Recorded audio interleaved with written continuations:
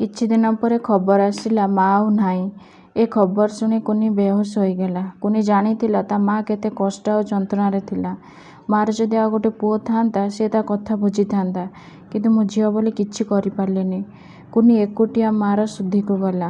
ଆଜି ମା'ର ଶୁଦ୍ଧି କାମରେ ବହୁତ ସାରା ଖାଇବା ବନିଛି। ଲୋକମାନେ ଦୀପକ ଆଉ ରୀନାକୁ କେତେ ପ୍ରଶଂସା କରୁଛନ୍ତି, ଯେମିତିକି ଏ ଦୁଇଜଣ ସବୁଠାରୁ ଭଲ ପୁଅ ବୋହୂ। ଲୋକମାନେ କୁହା କହୁଥାନ୍ତି ମା ମରିବା ପରେ ଏତେ କାମ କରୁଛନ୍ତି, ବଞ୍ଚିଥିଲା ବେଳେ କେତେ ସେବା କରୁନଥିବେ। କୁନି ଦୁଃଖରେ ତା ମା ଫଟୋକୁ ଦେଖୁଥାଏ। ଭାଇ ଆସି ଡାକିଲା, ଦିଦି ଖାଇବୁ ଚାଲ। କୁନି କହିଲା ନା ମୁଁ ଖାଇବିନି। ଦୀପକ କହିଲା ତୁ ଏମିତି କାନ୍ଦିକି ନ ଖାଇଲେ ମା'ର ଆତ୍ମା ଶାନ୍ତି ହେବନି। ଦୀପକ, ଯେଉଁ ଖାଇବା ପାଇଁ ମୋ ମା ଏତେ ବିକଳ ହେଉଥିଲା ତୁମେମାନେ ତାକୁ ଉପବାସ ରଖୁଥିଲ, ସେ ଖାଇବା ମୁଁ ଖାଇଦେଲେ ମୋ ମା'ର ଆତ୍ମାକୁ ଶାନ୍ତି ମିଳିବ?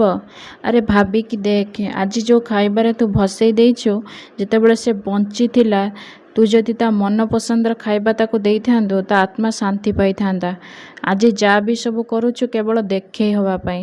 ଯେଉଁ ଘରେ ମୋ ମା ଛଟପଟ ହେଇ ମଲା, ଖାଇବା ପାଇଁ ବିକଳ ହେଇ ମଲା, ମୁଁ ସେ ଘରେ ଖାଇବି? ଆରେ ସିଏ ତ ପର ଝିଅ, ତାର ହୃଦୟ କାନ୍ଦିବନି, କିନ୍ତୁ ତୁ ତା ନିଜ ପୁଅ, ତୁ ଏମିତି କେମିତି କଲୁ? ଛୋଟବେଳେ ତୋ ସ୍ତ୍ରୀ କି ତା ଘର ଲୋକ ତୋତେ ବଢ଼େଇ ନଥିଲେ, ତୋ ବାପା ମା ତୋତେ ମଣିଷ କରିଥିଲେ।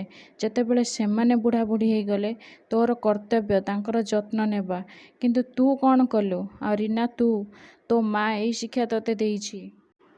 ତୋ ମା ବୋଧେ ଏମିତି କାମ କରେ, ତୁ ଦେଖିକି ଶିଖିଛୁ।